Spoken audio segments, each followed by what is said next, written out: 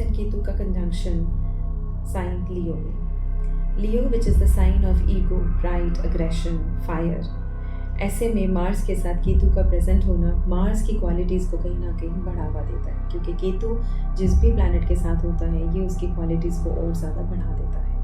केतु जो कि हेडलेस है तो इसमें सोचने समझने की शक्ति नहीं होती, और जब ये मार्स की क्वालिटीज़ को बढ़ाता है तो फिर हमारे डिसीजन इम्पल्सिव हो जाते हैं, हमारी एग्रेशन और ज़्यादा बढ़ जाती है। सब कुछ it becomes like a quick thing, मतलब हमें सब कुछ जल्दी जल्दी चाहिए, और ये अग्रेशन को भी इतना बढ़ा देता है कि वो बढ़ने का भी उसको टाइम नहीं है। ये अग्रेशन एकदम से बढ़ जाता है, इम्पल्सिव हो जाता है और फट जाता है।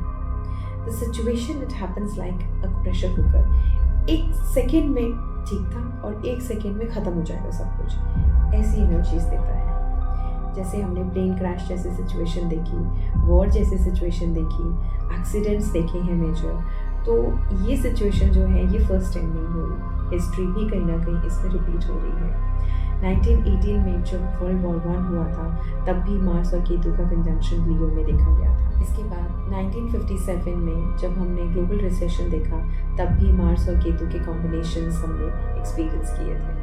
बोइंग का प्लेन क्रैश एक बार जब हुआ था तब भी हमने मार्स और केतु के कॉम्बिनेशन को फील किया था, एंड आज भी हम सेम सिचुएशन में हैं। लेकिन ऐसे में हमें घबराने की या डरने की ज़रूरत नहीं है, क्योंकि आज के सोल्स में बहुत पावर है।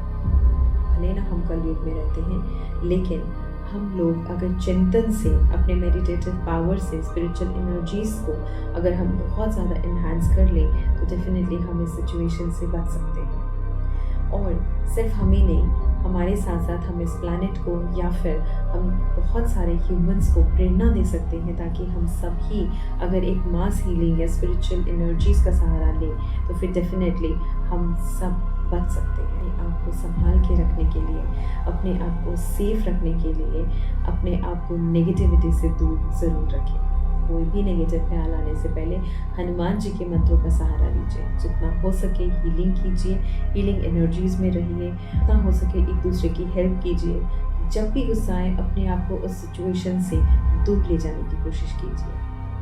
रेमेडीज़ बहुत सारी होती हैं, लेकिन रेमेडीज़ को करने से पहले हमें कहीं ना कहीं सूझबूझ और समझ इसकी भी ज़रूरत बहुत ज़्यादा होती है। जितना हम मेडिटेशन करेंगे, जितना हम चैंटिंग का सहारा लेंगे, जितना हम मंत्रास के पावर का सहारा लेंगे, उतना हमारे लिए ये सिचुएशन ईजी होती चली जाएगी। Think about it.